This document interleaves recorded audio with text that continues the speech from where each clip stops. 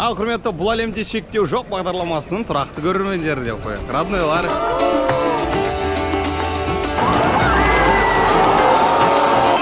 Профессионалды футболшыға еп болады.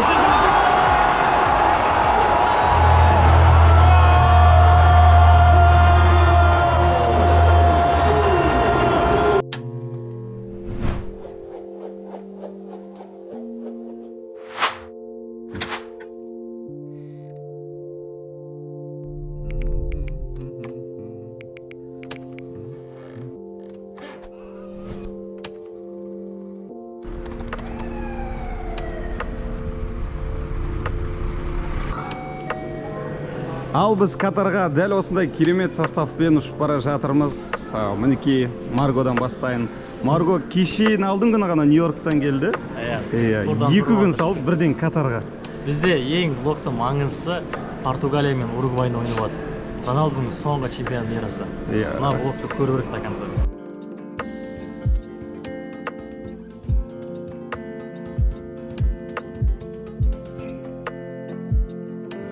Әлем чемпионатына бара жатырмыз футболдан Катарға. Сезім қалай жалпы?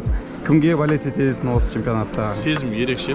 Себебі кез келген кішкентай баланың арманы ғой. Ассалаумағалейкум. Біздің Мен түсіріп отырсың ба? Өзің түсіріп отырсың ба? жоқ, мына жерде көрініп тұрсың ғой. Ал, Тұрар, осы әлем чемпионатта сен негізі кімге жанкүйерсің, кімге болеть етесің? Жалпы 2004 жылдан бастап Португалияға жанкүйерім.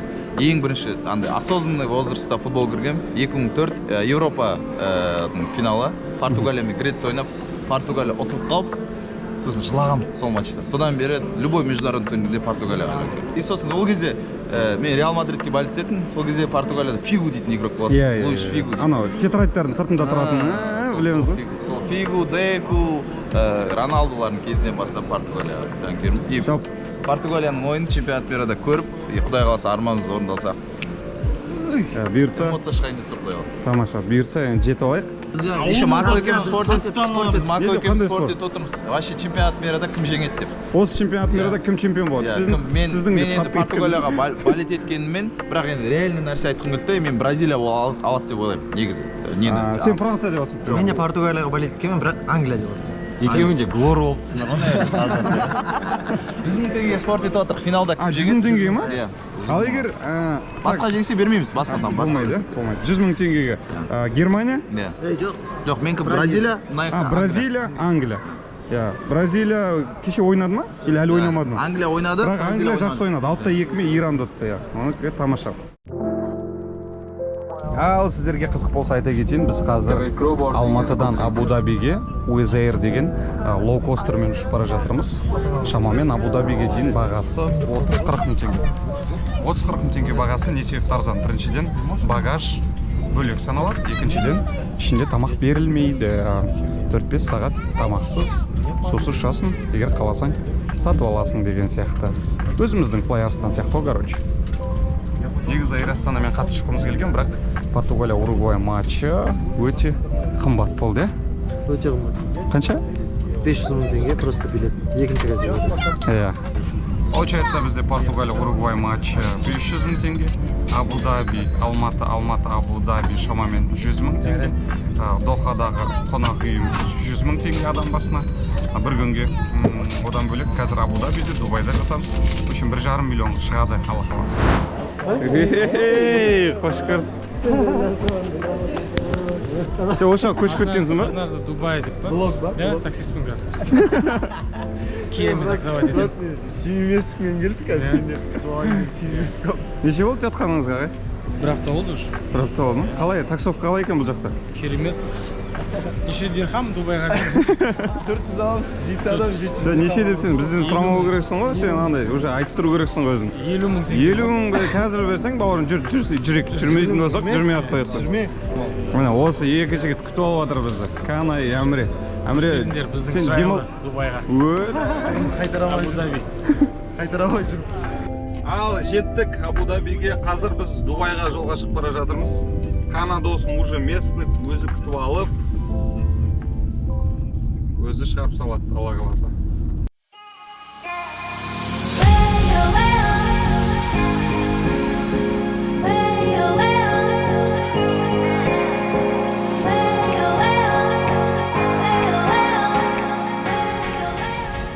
бұйыртса ертеңнің арғы күні біз әлем чемпионатына шығамыз. Оған дейін Дубайда осындай күшті демалыс болып жатыр жігіттермен. Әлем чемпионаты бойынша кімге жанкүйерсің негізі? Негізі өзім бұрыннан Бельгияға жанкүйерім, бірақ бұл жолы точно ұта алмайтынын білемін. Сол үшін Англия или Португалия. Бельгияға не себепті жанкүйер болдың? Эден Азар қатты жақсы көремін. Азар ол Челсидің игрогі. Челсидің игрогі қазір Реал Мадридте ойнап жатыр, бірақ та ойнай алмай жатыр. Сен әлі күнге дейін Челсиға болеть етесің. 8 жасынан бастап. Азар кетіп қалғаннан кейін Реалға болеть етіп кетіп, ондай глорлық нелер жоқ. Жоқ, Азар болмай тұрып Челсиде мен Челсиға болеть еттім.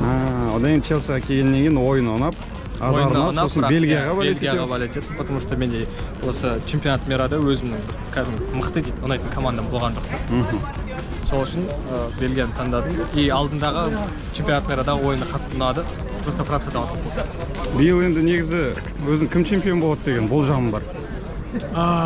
Қазір мықтысы өте Аргентина болып тұр, Бразилия болып тұр. Сосын Сен үшін фаворит мықты прям? Не болса Португалия отса ойдым. Португалия. Роналдо. Біз қазір яқтаға мінуге баратыр.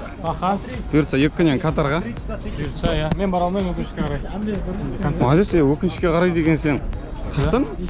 Негізі оқыған едім кішкене. Бәрі. Енді қазақта көбінесе өкінішке орай дейді ғой. Қуанышқа орай, өкінішке қарай дейді. Молодец.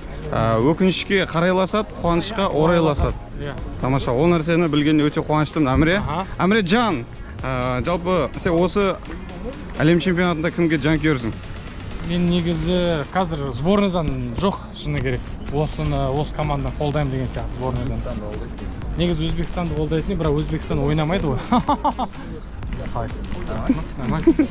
Сол за красивый футбол деп айтуға болады, қарапайым. Бірақ енді болжам бойынша кім чемпион болады? Роналдо мен Месси хайп болатыр ғой тағы да, Роналдо соның ішінде.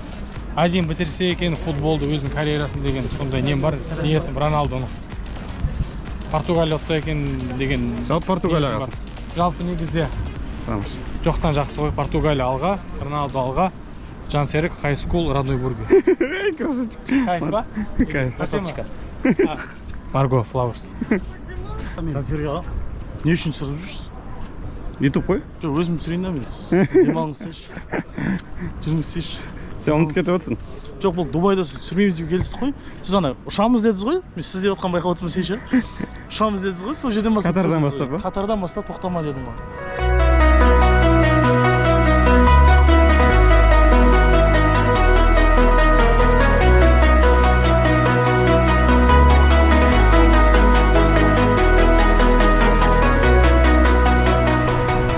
Баршаңызға сәлем. Дубайдағы 2-ші күн, бұйыртса ертең Катарға наконец-то. Екінші күні жігіттер уже машина алған. Кайф болып жүр ғой теге. Атмосфера бар. Үйге қайтам. Үйге қайтам деймін. Неге? Айдап қызып жатыр. Мына жақта да Тұрарский. Ой, кайф болып отыр, короче.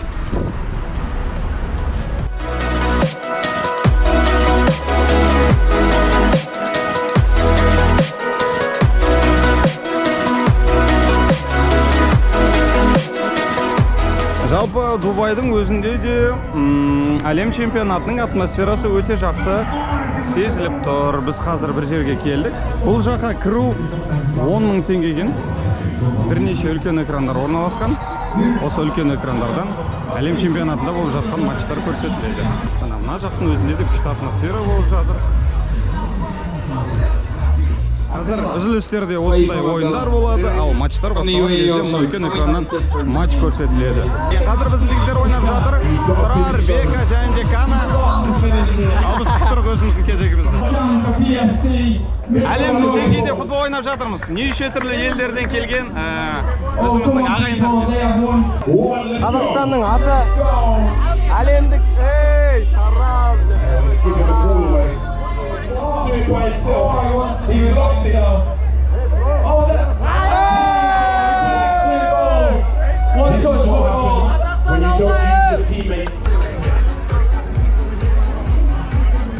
Дубайдың өзінде мынандай атмосфера болып жатса, ертең Катарға барған кезде қандай атмосфера болатынын білмейміз.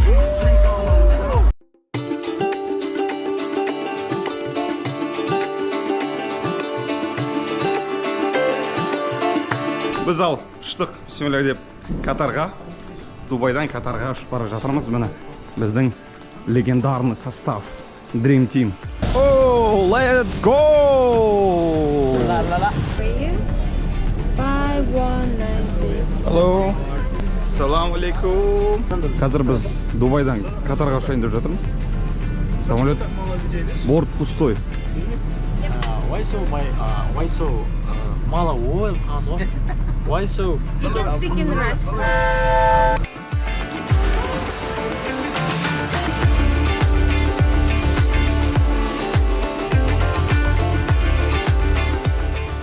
Жаңа ғана паспортный контрольдан өттік. Шыға берісте хая карта деген бар. Арнайы чемпионат мира келе жатқан адамдарға осындай интернет, сим карталарын береді. Ар жақта 2 гигабайттан таратып жатқан ғой. Неше гигабайт беріп жатыр ма көш?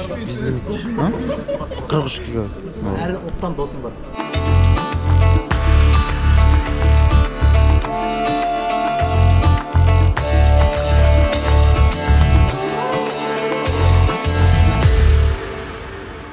Түнгі сағат 3 Катар уақытысы бойынша біз жататын жерімізге келдік. Қонақ үйлердің көбісі 1,5-2 миллион екен. Мына жерді біз өте қолайлы бағада алдық. Дегенмен жататын жердің өзі қолайсыз сияқты. Қорқынышты атмосфера десе. Әдемі екен. Да? Ремонт істеп болып түсірген ғой, қазір онша емес па? Ожиданиедан түсіп Ағаға рахмет. Такси аға ғой. Ал кішігірім рум-тур болсын. Бұл бірінші қабат, бірінші этаж. Осындай жақсы теледидарымен Катарға келдік. Катардың әлі бірақ чемпионат мираның несі атмосферасы сезіліп жатыр. Түнгі сағат 3 қой. Біріншіден, екіншіден қатты қымбат қонақ үйде жатқан жоқпыз. Ол да бар. Назақ менікі. Есчі. Ағыз менікі. О, тамаша. Ана жер менікі. Бұл жер бізге күніне 50 000 теңге шықты адам басына. 50 000 теңге үшін, в принципе, бүкіл әлемнен адамдар келіп жатқан қалаға баға нормально. Душ. Ал бұл мен. Біз қазір көптен күткен осы Катар еліне келуіміздің басты себебі Чемпионат мирға келдік.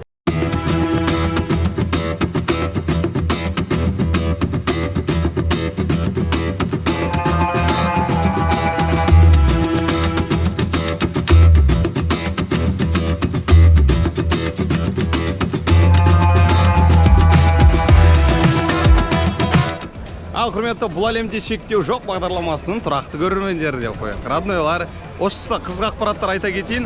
Негізі Катарда өтіп жатқан әлем чемпионаты бірден тарихқа кіріп кетті. Себебі ең алғаш рет қыс мезгілінде өтіп жатқан әлем чемпионаты болып табылады. Оған жауап бар, себебі Катарда жаздың күні 50 градусқа дейін барады. Ал 50 градуста ойнаған сәл қиындау футболистер үшін. Сондықтан да жаз мезгілінде емес, қыс мезгілінде өтіп жатыр. Негізі біздің Қызылорда, Шымкент, Тараз жақта жаздың күні сондай градусқа дейін барады ғой, 50 градусқа, бірақ смело ойнап жүре беретінбіз. Сіз бұл әлем чемпионаты жайлы қандай қызықты факт білесіз? Мен бұл әлем чемпионаты жайлы барлық ойындар бір қалада өтетін. Ең алғаш әлем чемпионаты. Бұл әлем чемпионаты Катар астанасы Дохада өтіп жатыр. Арнайы 8 стадион соққан осы әлем чемпионаты үшін. Тағы да бір қызықты факт айта кететін. Бұл стадиондардың біразы жиналмалы. Яғни әлем чемпионаты аяқталғаннан кейін жинап тастайды. Одан кейін ол жан-жақтағы сәл кедей мемлекеттерге таратып береді. Орындықтар мен жалпы Мемлекеттің өзі кедей сияқты инфраструктурасын қараса. Негізі Катар әлемдегі бай мемлекеттердің бірі болып саналады. Ең бай Кувейт екен қазір. Иә, ең бай Кувейт. Себебі Пари Сен-Жермен, PSG клубы болсын, кезінде Барселонада болды. Қазірде негізі әлемдегі біраз клубтарда Qatar Airways деген не тұрады? Авиакомпания. Авиакомпания біраз мықты клубтардың демеушісі болып табылады, бірақ қаланың өзінде аса бір айтқан бір инфраструктура және тағы да басқасы көрінбейді. Өте қатты контраст болып просто. Біз Дубайда болдық. Дубайда енді ол туристер үшін салынған өте андай күшті зданиялар барлығы. И андай қатты колоритный Катарға келдік. Бір Египет сияқты ма бір. Әлем чемпионатының атмосферасын сезіне алмай жатырып деп жаңа ғана айтып едік. Гана гол соққаннан кейін бірден стадионның сыртындағы жанкүйерлерден осындай керемет эмоция көріп жатырмыз.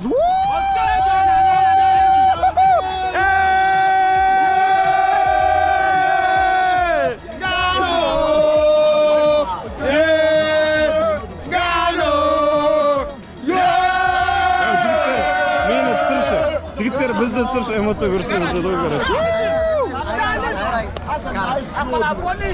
Негізі басында бір сәл қызық емес ойын болатын ма, тыныш болғанына қарағанда. Қазір Гана бір гол соққаннан кейін бірден күшті атмосфера сезілді. Міне. Негізі әлем чемпионаты, футболдан өтетін әлем чемпионаты бүкіл әлемдік мереке десек артық айтқанымыз болмас. Себебі әлемнің түкпір-түкпіріндегі неше түрлі ұлттар, неше түрлі дін өкілдері бір жерге жиналып, бәрі сол футболды қарайды. Яғни әлем ұлттарын, әлем елдерін біріктіріп отырған спорттың түрі деп айтсақ та қате болмайтын шығар. Тамаша. Біз өзінше атмосфера сезілмейді деп алыста жүр екенбіз ғой. Ал мына жақта атмосфера мүлде бөлек. Кәдімгідей. Аяқтап енді міне атты жігіттер барлығы енді тамаша.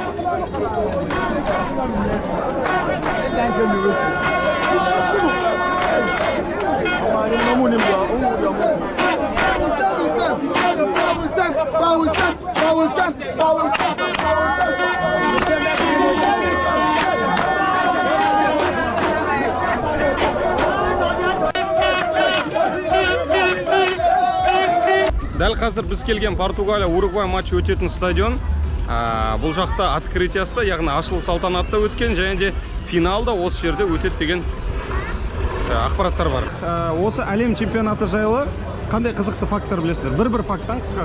Коррупция 2014 жылы берілген бұл чемпионат мира Катарға. Катар ешқандай стандартқа сәйкес келмеген. Сол үшін 2014 жылы қателеспесем FIFA-ның директоры Йозеф Блаттерді орнынан қуып жіберген. Осы Катарға чемпионат мира берген үшін. Өйткені пустыняда чемпионат мира жасауға болмайды. Яғни коррупциямен, жемқорлықпен осы нені ұтып алды.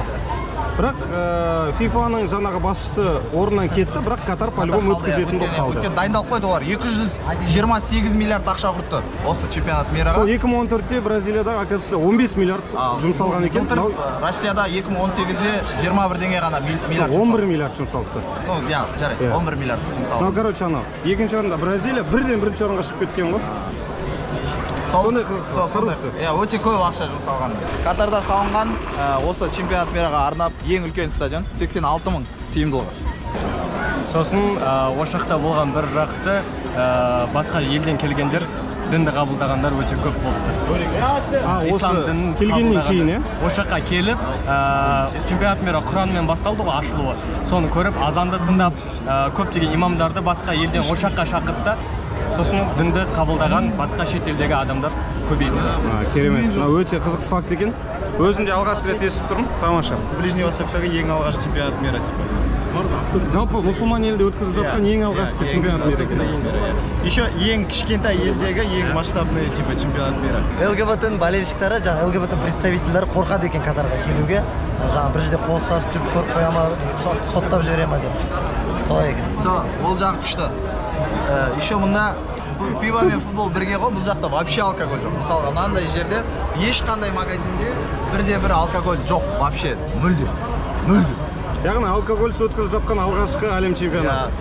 И менің ойымша көптеген фанаттардың сол үшін настроение жоқ. Тұрардың да настроение жоқ.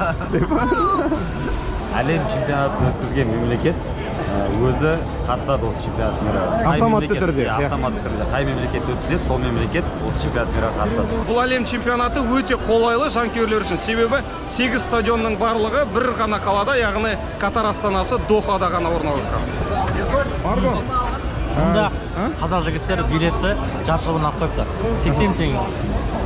Сіздер 80 теңге билет алыңыздар. Қай категориядан? Бірінші заранее, в апреле. В апреле. Это через официальный сайт. Заявку подаешь. Күшті. Негізі андай біз жалпы қазекеңдер асықпай тақалғанда аламыз ғой. Сіздер өздеріңіз қалай ол нәрсеге баяғыдан армандадыңыздар ма, әділі бір мақсат қойдыңыздар ма? Негізі әр 4 жыл сайын осы чемпионат мираға барып жүрміз, сол себептен. Жыл сайын барып тұрсыздар. Ресейде болдыңыздар ма? Иә. Мен болған жоқ, бірақ қасында. Біз қанша қалдық? 480 мың. 480 мың. 480 мың. Бұл жерде 480 мен 80 мыңнан гөрі жарты жыл бұрын мен бір аптада да разница болып тұр негізі. Біз жарты жыл сол ақшаны таптық 400 мың. Біз соған еңбектендік. Сіздерде болған ғой кезде 80 мың теңге. Қызықты факт. Мынандай ID карталар бар ғой жаңағы. Мысалы Катарға кіру үшін сен міндетті түрде хая картаң болу керек, және де билетің болу керек матчқа. Ол болмаса кіргізбейді. Ал оны хая карта, жалпы жаңағы ID картаны ойлап тапқан Ресейде өткен әлем чемпионатының жалпы басшылығы, администрациясы екен. Қызықты ақпарат. На этом чемпионате можно умудриться посетить все 64 игры. Потому что в одной стране. Раньше такое было невозможно. И один журналист сейчас ставит этот рекорд, хочет поставить, побыть во всех играх, во всех 64 играх. И он сейчас идет на рекорд сам. Салынған әлем чемпионаты өткеннен кейін қасындағы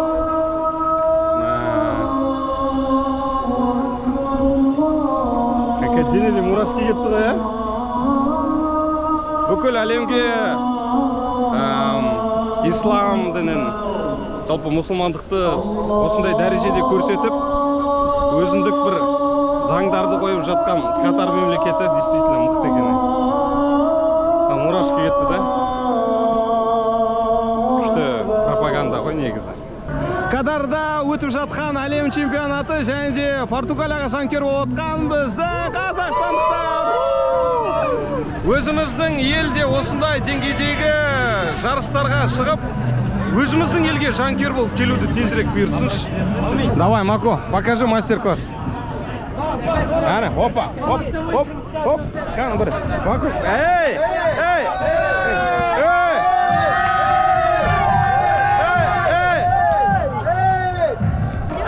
Тарихтағы ең қымбат әлем чемпионатының ашылу салтанаты өткен осы стадион. Және де финалда осы жерде өтеді. Ал, кеттік ал. Ішіне кірейік.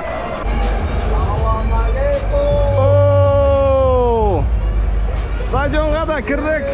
Ойынның басталуына шамамен 40-50 минуттай уақыт қалды. Атмосфера тамаша. Мұнда біздің жігіттер, мұнда Португалия жанкүйерлері, Уругвай жанкүйерлері, Уругвай жанкүйерлері.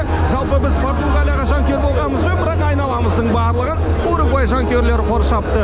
Бірақ ана жақта Португалия жанкүйерлері. Біз дәл қазір осы әлем чемпионаты үшін соғылған ең үлкен стадиондамыз. Осы әлем чемпионаты үшін салынған стадиондардың барлығында кондиционер бар екен. Уругвай ойыншылары асықпай жаттығуға шығып жатыр.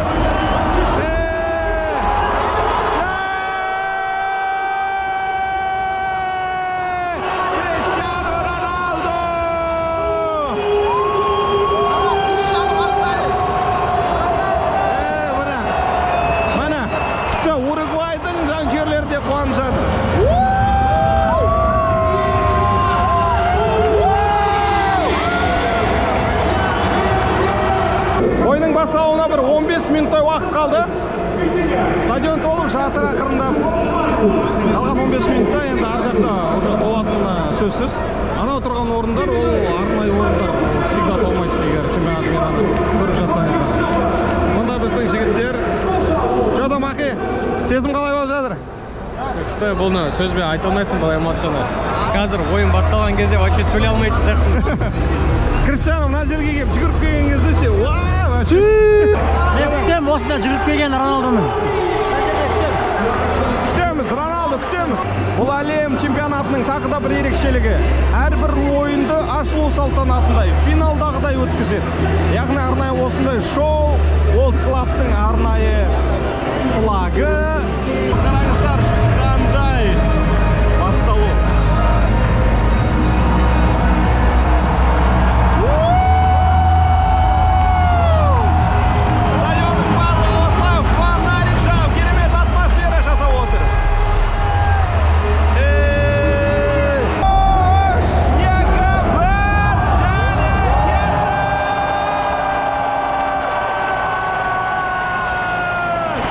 Ойынның 20-шы минуты кетіп жатыр. Бір аса бір қауіпті сәттер болған жоқ. Сондықтан да атмосфера анау айтқан шу, бір агрессия. В общем, қызықты эмоциялар әлі болып жатқан жоқ. Күтіп отырмыз бәріміз. Екінші тайм басталды. Енді португалиялықтар мына ворота қаратын болады. Сондықтан да Криштиану Роналду бізге жақын болады. Криштиану жаяу жүрмей ойына барыңды сал. Біз мына жақта деген 480 мыңға билет алып келдік қояйық. Көрейік та. мына тұрған жігіттердің бәрі. Еще билетің бар, жол кірің бар, жататын жерің бар, 1,5 миллион деген. Давай, ойна.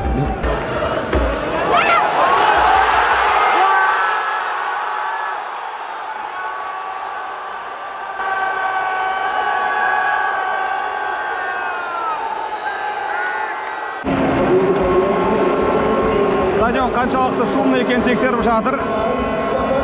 80 мың адамдық стадион үшін енді айқай-шу сәл аздау болып жатқан сияқты. Әлде біз мынандай нейтральный зонада отырғандықтан ба? Или роднойлар болмағандықтан ба? Ей, ой. Роналду да ауыстырып жатыр. Кетті. Роналдуды заменаға шығарып тастады. Стадионның жартысынан көбі осы ойыншы үшін келген, сондықтан да осындай қошемет болып жатыр.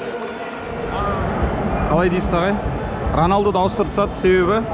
Өйткені ол бұрындағыдай жас емес қой, оны сақтау керек екен, мысалы келесі матчқа да керек болады ғой Роналду. Сол үшін оны замена шығарып 81-ші минутта. Өте дұрыс шешім деп ойлайсыз ба? Өте дұрыс шешім. Бұрындағыдай жас емес қой ол, өйтіп 90 минут, 120 минут ойнайтындар. 80 минут ойнап жүр. Алдыңғы матчта 88-ші минутта қателеспесем. Алдыңғы матчта қателеспесем 88-ші минутта ауыстырып жіберді.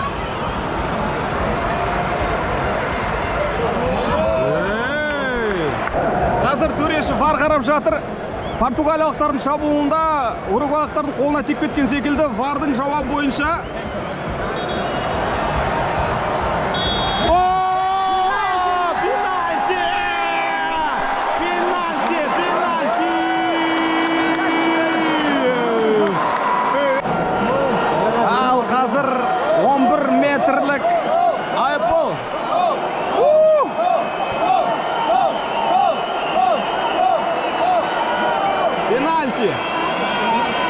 есеп 2-0 болуға жақын.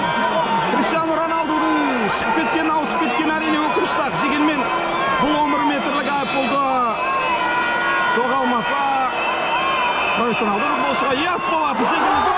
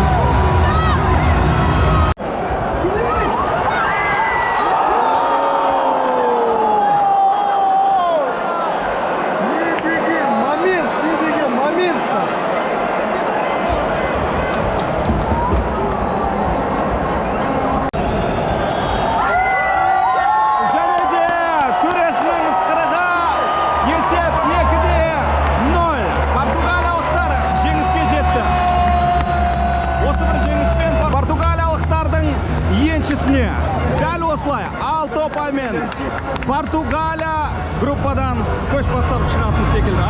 1,5 миллион кетті десек. Кетті. Біз тарихи сәттерге, осындай эмоцияларға төлейміз. Сондықтан да 1 миллион, 2 миллион маңызды емес.